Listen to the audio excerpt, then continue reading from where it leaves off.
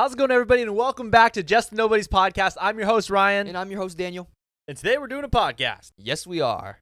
How you feeling? I'm feeling great. You know why? Why? Because the new Stranger Things trailer just came out. I know. It looks really good. It I have looks to say, really good. I feel like coming off a Squid Game, there's actually a good show coming out, and it's Stranger Things. I mean, yeah. There's something to look forward to. Summer 2022. It's such a long time. No, yeah, I think it's been like 3 years. Yeah. Literally 3 years since the last season. How are they going to explain that? I wonder if they're going to say like 3 years later or something. I bet you they're not. They definitely look older in the trailer. Oh, they 100%. It's weird how old they look now. Dude, Will looks like he got like some muscle now. Lucas looks so much older than all of them. Really? Yeah. It's crazy. I'm excited. I'm excited. The trailer looked pretty intense. They only play like clips for like 0.5 seconds. Everybody's wondering what that doll means that Joyce got in that box. I know. Joyce Byers opens a box and she pulls out this weird looking doll. But Screen Rant said that the doll is actually a Russian doll because it's wearing Russian attire. Oh, weird. So the theory is that it's actually a secret message. The secret message came from Hopper to let her know that he's still alive and he's stuck in Russia. It makes sense, though, because we know that he's in Russia. So why else would she have a Russian doll? Exactly. And if you look at the box before she rips it open, there's a bunch of like postal stamps on it. Like a bunch of them. Right. So you know it came from somewhere far away. We see Hopper and Joyce work really close together in the last season. Hopper figures out that Joyce is actually a really good detective worker. So he knows by sending her the doll, she's the only one that's going to be able to figure it out. But also, earlier in the week, I did a theory about Will being bad. Some people were commenting that there's a clip of Will, I guess, I didn't see this, where he's standing in front of a car and the car's on fire and they're saying that maybe he's the one that started the fire. I think Will's going to be bad. I really do. Gosh, this kid can't catch a break, huh? I know. Season 1, he goes missing, almost dies. Season 2, he gets possessed. Season 3, he's still feeling the mind flare on him. Oh my, this guy can't catch a break. In the episode list, there's an episode called Vecna's Curse, right? And throughout this last seasons, we've seen them have like Dungeons and Dragons references. Right. Demogorgon, Mind Flayer, they're both from Dungeons and Dragons, the game that they play in the show. But Vecna from Dungeons and Dragons is actually a wizard that turns evil. I know. I was shocked when you said that because for me, who has no idea about Dungeons and Dragons, yeah. When I heard Vecna's Curse, I was like, sounds like just right. You're like, what does that mean? Possessed or something. The theory is that since Will the Wise is the only one that is dressed up as a wizard, he's the Vecna. Right. And he's gonna be the one to turn evil. Dude, what episode was that? Where does it fall? The second episode. Oh, so it's gonna happen quick. After being possessed by the Mind Flayer, maybe that gave him powers that he doesn't know about yet. Look at all that he's been through, right? Whenever something happens similar to like other people, like that happened to Will, yeah, they get superpowers. 11 got attacked by the Mind Flayer and bitten, right? And she got her powers taken away. But Will got attacked by the Mind Flayer and it literally possessed him. Like it didn't possess 11, but it possessed Will. So think about this. We know that 11 got her powers taken away from the Mind Flayer, right? Yeah. And we know that the Mind Flayer kind of might still live in Will. Right. So maybe the power is transferred to Will. Exactly. That would be crazy. That would be crazy. But see, too, when the Mind Flayer possessed Billy, right, when he was activated, he would have like super strength and everything. Going off of that, since Will might be the bad person in this season, I feel like he's going to be like fighting this constant fight with the Mind Flayer in his head, and I feel like he's gonna make the big sacrifice because I feel like someone has to die. They should redeem him by letting him like realize like, oh no, like I'm like bad right now, but I could sacrifice myself to save everybody. If that's the case, he does end up being the hero in the end. Yeah, I hope so, because we have seen Will go through way too much, man. Every year they do this. Every year they release the episodes, and everybody starts to question like which each episode means. I never knew they released the episodes this early. Yeah, so the first episode is called The Hellfire Club. Sounds like a biker gang.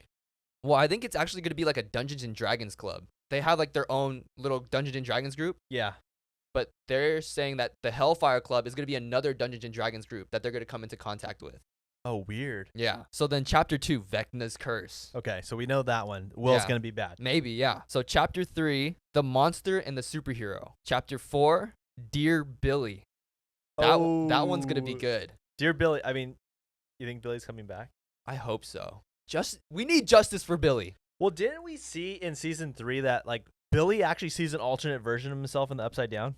Yeah, he does. So he does. So maybe the Upside Down version of him is still alive, Oh my gosh. and they're saying like, "Dear Billy, like come back." Dude, can you imagine if he comes back like that? I think you might have called it.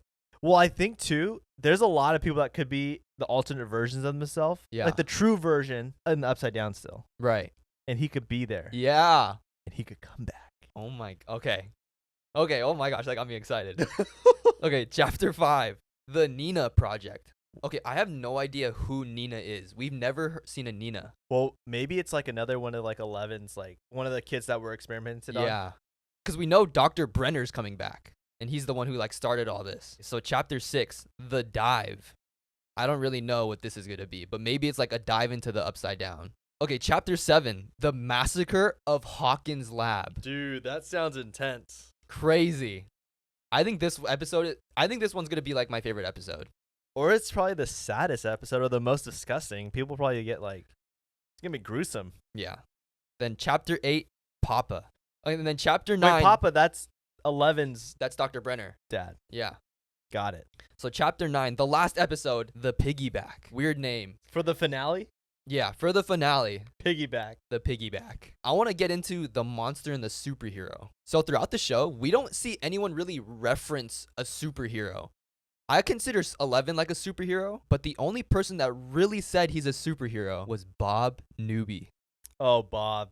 Bob may go down as one of the best characters from Stranger Things. Yes. Dude, I loved his character, and I was so sad they killed him off. He But- deserves to be Will's dad. He Like, does. father figure. Yeah, he literally was trying to like teach him like how to deal with bullying, how to deal with like the mind flare, Right. and then they just killed him off. I Those know. demodogs just ripped him up. So the theory is that Bob Newby is coming back, and he actually survived the attack of the demodogs. Dude, that's crazy. Could you imagine if he comes back? That would be dude. Okay, we need justice for Billy and justice for Bob. But I think more so for Bob. Really? I don't know. I feel like Bob was so innocent. The theory that makes the most sense, I feel, is that Hopper is the superhero, and the monster is the Demogorgon that we saw at the end of season 3. Oh, could you imagine that in Russia they have him like do like a cage fight where he has to fight one? That would be but that's what they had that one guy try to do. They just fed it to him. Could you imagine he has to go like bare fist and fight him? But- Fight the Demogorgon? That would be crazy. But there is a scene in one of the trailers where he's like going through that Russian prison with a flamethrower. Maybe he's gonna just go crazy with a flamethrower and just try to bust out of that prison.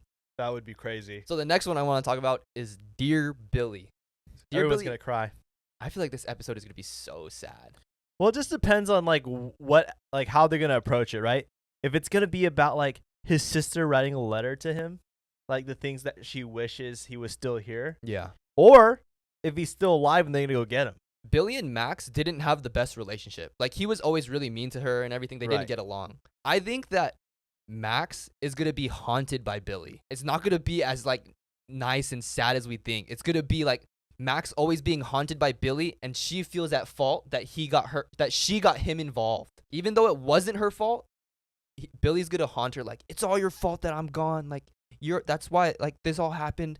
I think it's going to be sad in that aspect. Oh gosh, that's like really dark. I think it could happen, though. I mean, that seems more realistic. I mean, that means he's not alive and she's just like haunted by the thought of him. Yeah. That's sad. Poor Max. Dude, Max's character is actually really good. I like Max's character. Onto the massacre at Hawkins' lab. Yeah, that just sounds like it's going to be like a bloodbath. I feel like this episode is obviously going to be one of the biggest fight scenes we've seen, but I feel like this is where someone's going to die. Either it be Will, right? Him making the big sacrifice, or I also feel that Steve Oh, Steve will Harrington. make the sacrifice. His character development has been so good. Yeah, I feel like if there's one person to like really show the huge turnaround from being like a bad person to a good, it's obviously Steve Harrington. Yeah. And for him to like all of a sudden take the role of like the leader for the kids, it would make sense that he'd probably like take the sacrifice for them. Yeah, he's literally like the older brother to all the kids. Right. Because in season 3, we see like he's always like sneaking them in the movie theater and stuff like that. You know, they built this like good relationship, and then I think he's gonna be the one to lay his life down for them. Gosh, that's sad. Dude, I feel like this is gonna be a dark season. No, for sure it is, because I feel like the previous ones, all the kids make it out, right? All the main people make it out. Some of these main people are gonna be gone soon. Because I mean, look at Hopper. Everyone thought, because it was so emotional the way he went out. Right? He just had that one look with Joyce, and he goes like, "It's okay," right? And then 11, he writes that note to 11, and then 11 reads it. I know, but it's like it doesn't matter anymore because he's still alive. Exactly. So there's been no hardship where we're like, oh, that's gonna like that really sucks, you know? Yeah, all except for Bob and Billy. And Barb. And Barb. Justice for Barb. Justice for Barb. Okay, but next we have Papa. Papa, this is the second to last episode. Okay. And I really think that we're obviously going to see Dr. Brenner. This is going to be where we get introduced to Dr. Brenner's new experiments of kids. And I think he's going to use this new army of kids to hunt 11. That is freaky. Can you imagine if he has like an army of kids, right? That with superpowers. Moving on to the finale episode, the piggyback. What the heck does the piggyback mean? I know you mentioned that like most of the finale episodes usually have like a crazy title, right? Yeah, the Battle of Starcourt. That sounds so epic. And now we have the piggyback. Well, I feel like the massacre of Hawkins' lab should be the finale. Right? But then I started thinking, right? 11, after coming out of the massacre and seeing Dr. Brenner again, and possibly seeing one of her best friends die, I feel like she's going to get her powers back, and she's just going to go crazy. And she's going to just use her powers to the best of her abilities. But I mean, that doesn't explain why it would be called piggyback. But listen, right? She's the only one that can protect the team. She carries the team on her back. Oh. Right? There, now you're thinking. She puts the team on. She's always the one to get them out of the situation because of her powers. That is really true. That's so weird. I didn't even think about that. It's like when you're carrying the whole team. Yeah. So on your she's the piggyback. Oh, that's really good. Yeah. That makes a lot of sense. There's one more theory that I've already talked about before. But for those who've missed it, yeah, I truly think that Hopper's daughter Sarah is coming back. We see her pass, and we see Hopper crying on a staircase. But that staircase is the same staircase in Hawkins' lab. Literally, when you see the two side-by-side photos, it's literally the same. Right. So the theory is that Dr. Brenner faked Hopper's daughter's death, just like he faked Will's death, and is making her into a superhuman like 11. And he's going to use her to hunt down 11, and Hopper's going to have to pick my daughter Sarah or 11. And he's going to have to watch them fight. I mean, it makes sense just to like have like a better story. Yeah. To have Hopper have to choose between his two daughters. Yeah. And then what about the stuffed animal? Okay, yeah, the stuffed animal. If you watch Dr. Brenner talking to 11, there's a stuffed animal of there's a lion stuffed animal. And that's the same stuffed animal that Sarah has when she's in the hospital bed. And Hopper's like reading a book to her. It's for sure going to happen. It's going to happen where 11's going to fight her. Okay. I mean, hands down, I truly believe that this is going to happen. Yeah. It's getting me like excited. I'm getting goosebumps because they again. both are in Hawkins' lab. Yeah. They both have the same stuffed animal. Mm-hmm. You're telling me Netflix can't afford a different stuffed animal for Sarah? Yeah. There's a reason why she has it. All the kids in Hawkins' lab get the same toys probably. I am telling you, this is going to be a crazy fight scene between Sarah and 11.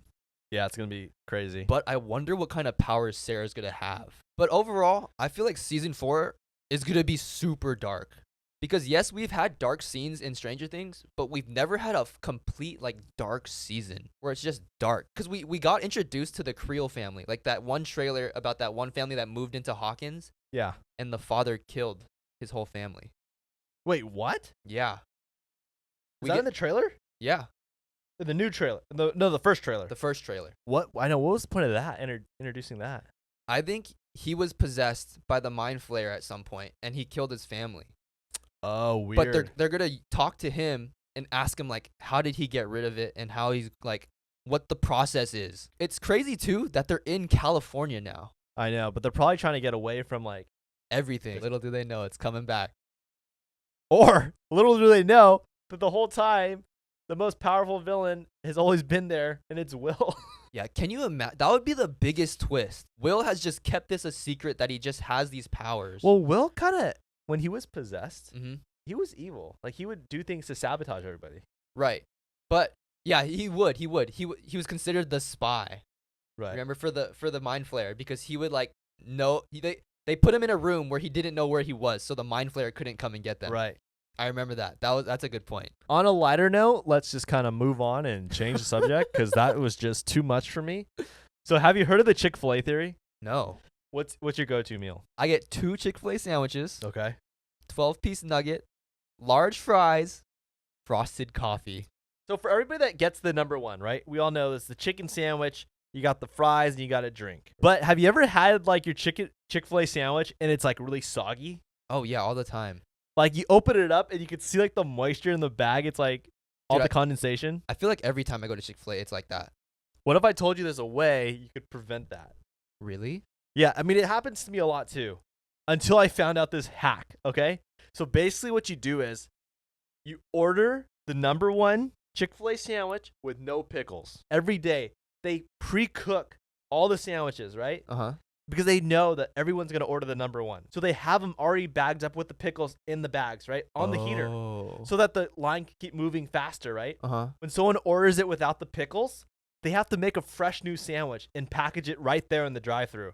Because it's a special order, right? To not have the pickles. All you have to do if you want pickles, you drive up to the window, right? And you say, hey, can I just get like a couple pickles like in a cup or something? Yeah. Like on the side?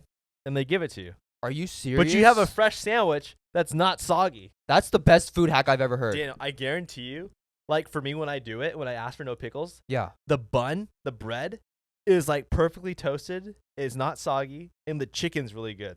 Are you kidding me? Yeah, you just throw the pickles on after. Everybody go try this. It's 100%. It works every time for me. Have you heard of the In-N-Out Theory? Okay, so I have had multiple friends work at In-N-Out, and they actually told me that the managers put the good-looking people at the windows, right? So they make people want to come back and see them again, or to get more compliments about the food. Oh, how weird. And this is like a true thing. Like it's not just speculation, like they said it. They've told me.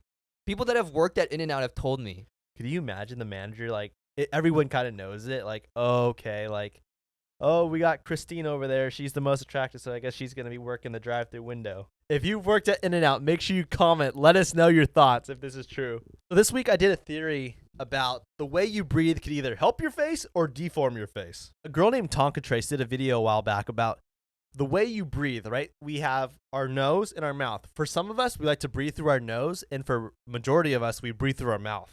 Mm-hmm. They found that 61% of the world actually chooses to breathe through their mouth. And sadly, that is the wrong choice. It's found that when you breathe through your mouth, it could actually cause facial droop, and like your jawline gets really round. This seriously made me think about how I breathe. It literally kept me up at night. I was like, do not breathe through your mouth. Do not breathe through your mouth. It's so hard though, because most of us, when we make that decision, like which way we're going to breathe at a young age, Yeah. we stick with it. So it's hard to say like, okay, I'm going to change my ways now. Yeah. And they found that people that breathe through their nose, right? Most of them have really good jawlines, right? Good nose. Like people that breathe through their mouth have a crooked nose, but people that breathe through their nose actually have like a very straight nose. And overall, your health, your organs, you get the proper amount of oxygen. On that note, it's that time where my girlfriend Leia comes on, and we have a segment called Whose Side Are You On? Basically, Leia will read a bunch of stories from Reddit. You have two different parties, right? A guy and a girl, or a girl and a girl, or a guy and a guy, and they tell a real life story. And we have to decide who's right and who's wrong. So there's usually like an issue, and we have to figure out if the boyfriend's right, or the girlfriend's right, or whoever it may be. We don't know. So Leia's really tired. I try to wake her up, and I was shaking her, and my dog tried to bite me because she doesn't like when I touch Leia. So Leia had a long day at work, and I feel really bad. So Instead, we're going to have Daniel read the story. Do my best. Okay. Okay, so it's, whose side are you on? Am I wrong for telling my girlfriend to choose me or her best friend?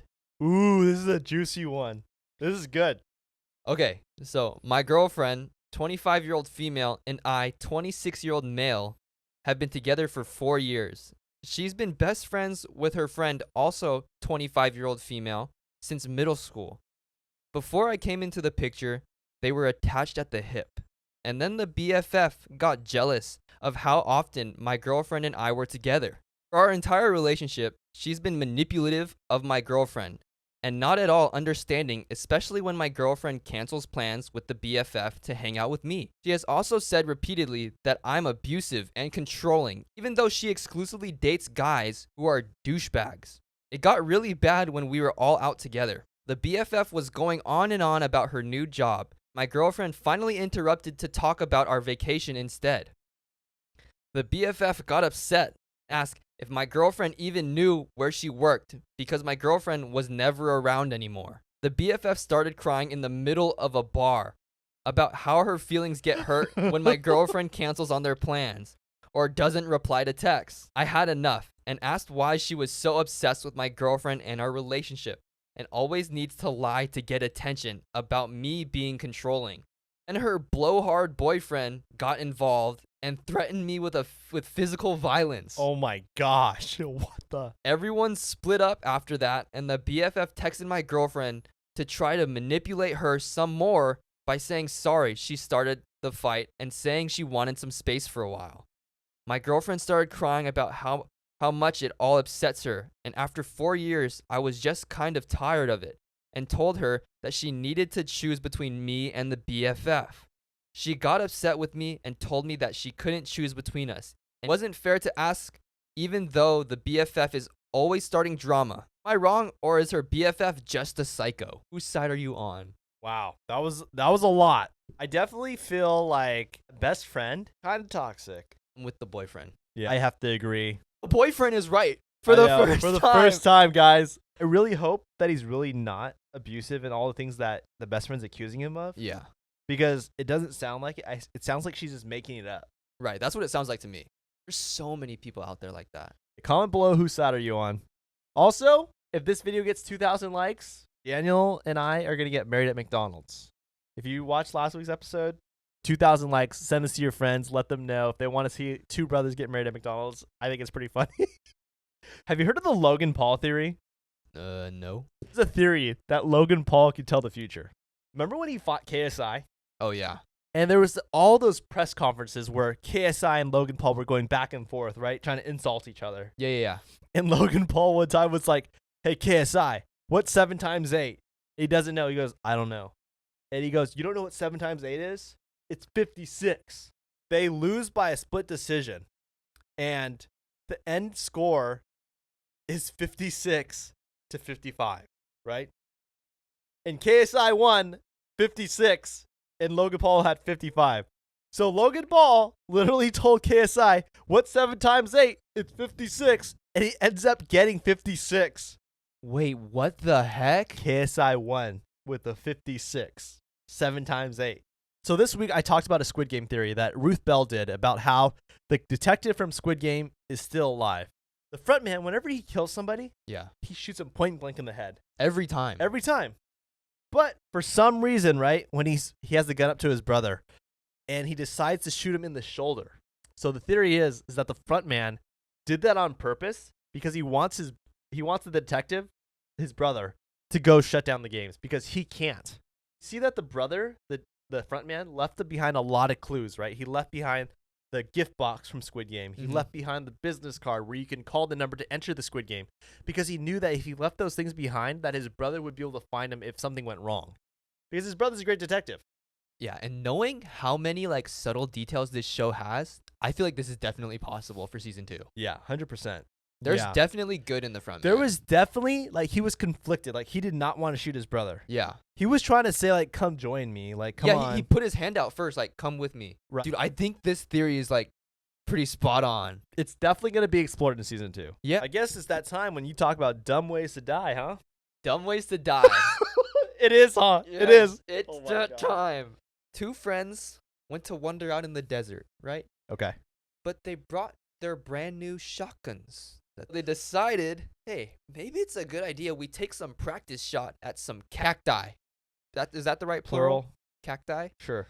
So one of the friends, right? They're just shooting the cacti, right? So this one friend says, dude, look at that one.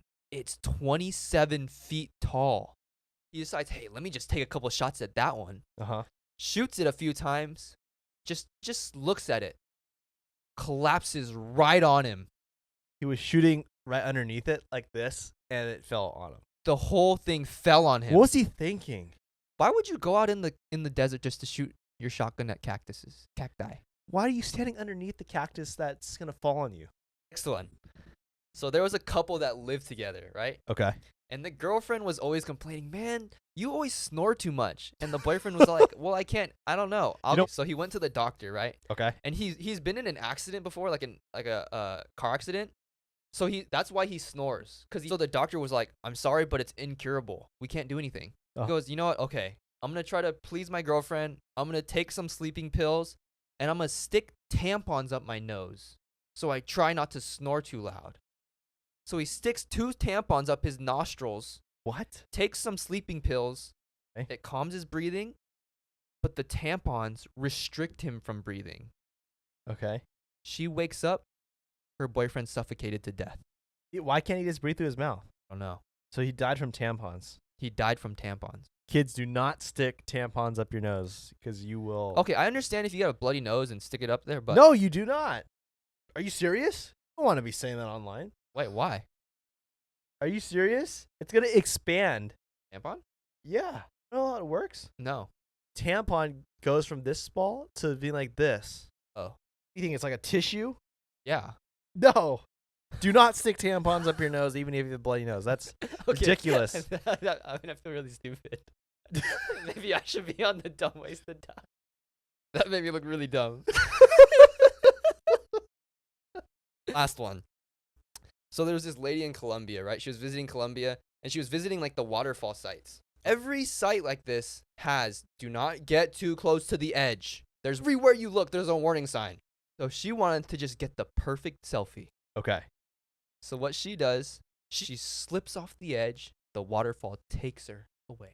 There's like videos where people say like the photos that were taken right before someone died. And guys, 2,000 likes, we will go get married at McDonald's. And if you're new to the channel, make sure you hit the subscribe button. It really means a lot. And if you can hit the like button, it means a lot too. So we'll see you guys tomorrow on TikTok, and we'll see you on YouTube next week. We'll see you on the Tiki Talk. God bless you guys. See ya. Love ya.